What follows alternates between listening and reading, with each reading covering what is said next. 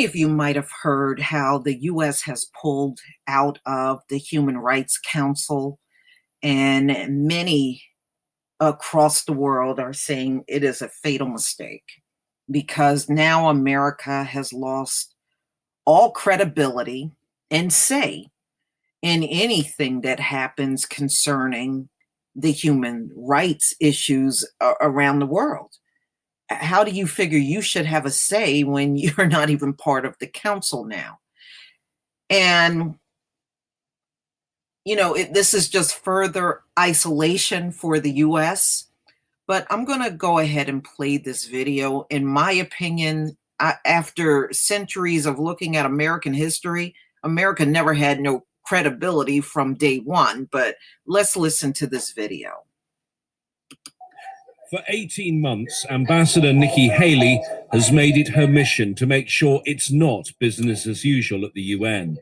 She has repeatedly called for reform as her boss, President Trump, has pulled away from the international consensus on key issues, pulling the US out of the Paris Climate Agreement, the Iran deal, the UN's cultural agency UNESCO, and cutting all funding for UNRWA, the part of the UN that helps Palestinians. Most recently, she announced the US was withdrawing from the UN Human Rights Council, the first country ever to do so. She said it was in part because of its bias against Israel. Pulling out of the Human Rights Council for the US was a huge miscalculation. I mean, you can see their influence in the council since it was created in 2006 on various different issues. By pulling out, they don't have that kind of influence anymore. So even leading Jewish organizations on human rights have commented that how can the US continue to support Israel inside of the council when they're not in it anymore? A year ago, Haley visited Geneva, the home of the Human Rights Council, urging major reform. Before the US pulled out of the body last week, the US put forward a proposal to its close allies on a way to reform it, but they weren't even prepared to discuss the plan. The ambassador herself wrote a letter to human rights groups. Last month, our mission circulated a draft Human Rights Council strengthening resolution to a small group of member states for edits. To this date, we've received not one written edit from a single member state. Ambassador Haley has been a key player in the Trump administration's policy of disruption on the international stage, but some diplomats believe it may be beginning to backfire. On some issues, the US may be finding it harder to persuade its allies and bully its adversaries here at the UN. I think that, especially on issues relating to the Middle East, the US faces a crisis of credibility at the UN. And even its closest allies, such as the UK, are distancing themselves from American positions on Iran and on Israel. And that is really making Trump look very isolated. Earlier this month, in an effort to block a draft Security Council resolution on Gaza, Ambassador Haley tried to rally support, begging fellow ambassadors to support her own rival draft. But she was the only member of the Security Council to vote in favor of it.